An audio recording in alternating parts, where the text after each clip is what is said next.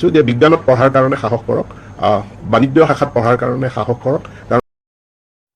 আপোনাৰ কথাখিনি শুনি মোৰ মৰো মৰো যেন লাগিছে। এইজোপাই ভাল হ'ব নেকি মোৰ মতে। আৰ্টছত পঢ়িলেও কাম নাই। কেলা আৰ্টছত পঢ়িলে যেতিয়া কাম নাই আৰু এতিয়া মৰি যাওঁগৈ আৰু দেখিছেনে, মৰি যাব আহিছোঁ, মৰি যোৱা কাম আৰু আমি আৰ্টছত পঢ়ি যেতিয়া কাম নাই এতিয়া ন।